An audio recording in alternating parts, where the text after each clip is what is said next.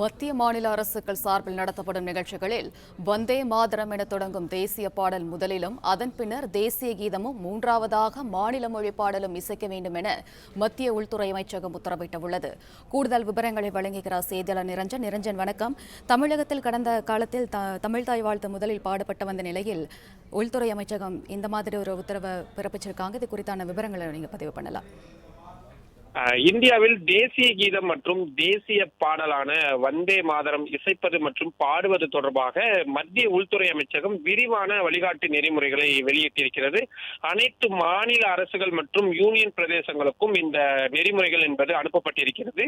நிச்சயமாக இதில் இருக்கக்கூடிய அத்தனை அம்சங்களையும் பின்பற்ற வேண்டும் என்ற உத்தரவும் போடப்பட்டிருக்கிறது.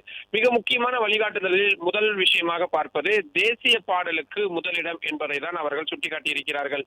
சில குறிப்பிட்ட நிகழ்வுகளின் தொடக்கத்திலும் முடிவிலும் என 2 முறை தேசிய பாடலும் தேசிய கீதமும் பாடப்பட வேண்டும் என்றும், அவ்வாறு இவை இரண்டும் ஒன்றாக பாடுபடும் போதோ இசைக்கப்படும் பொழுதோ எப்பொழுதுமே வந்தே மாதரம் எனப்படும் தேசிய பாடல் தான் முதலாவதாக பாடப்பட வேண்டும்.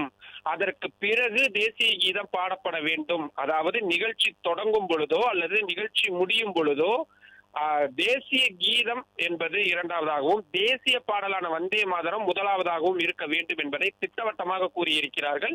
ஒருவேளை மாநில பாடல் என்று ஏதாவது இருக்கிறது என்றால் அதை மூன்றாவதாக இசைத்துக் கொள்ளலாம் என்ற விஷயங்களும் சொல்லப்பட்டிருக்கிறது. சில மாநிலங்களில் அந்தந்த மாநிலத்தின் அதிகாரப்பூர்வ மாநில வாழ்த்து பாடல்கள் பாடுவதும் வழக்கமாக இருக்கிறது.